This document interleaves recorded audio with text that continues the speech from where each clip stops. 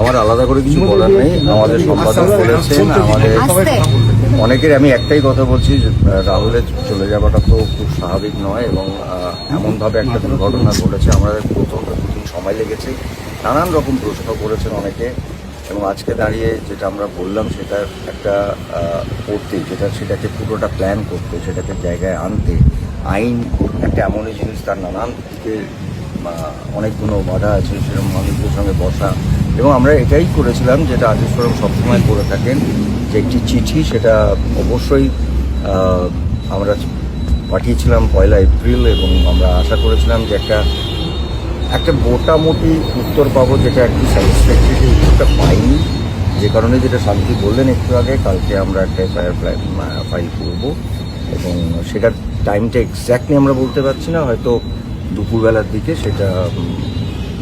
After 2 দুটোর পরে আমরা করছি এবং হ্যাঁ এইটুকুই বলার। কারণ আমি বারবার একটাই কথা বলি যে চলে গেছেন তাকে ফেরানো যাবে না। আমরা প্রচুর সময় নিয়েছি, এটা নিয়ে অনেকের প্রশ্ন আছে, কিন্তু কিছু কিছু জিনিস থাকে যে বিশেষ করে যেখানে আইন জড়িয়ে যায়। আর একটা এটাও বুঝতে হবে যে আমরাও তো আঘাত পেয়েছি, আমাদের সেই আঘাত, আমাদের সেই কষ্টটাও কাটাতে 2 থেকে 3 দিন লেগেছে বুঝতে যে রাহুল আমাদের মধ্যে নেই। আর তার মধ্যেই এত কথাবার্তা, যাই হোক, কিন্তু আমরা চেষ্টা করব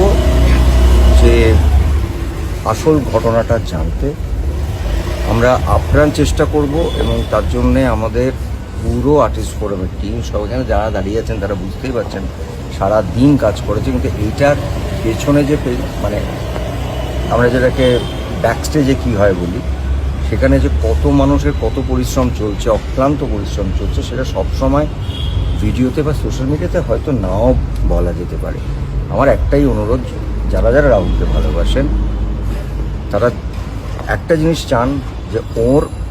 মৃত্যুটা এবং তার সঙ্গে যে সত্যি কথাটা, যেটা আপনারাও সবাই বলছেন, সেটা যেন মানুষের সামনে তুলে ধরা হয়, যাতে ছেলেটা বড় হলে বা জানে যে আমার বাবা চলে গেলেন, এইটুকুই আমাদের শোনা।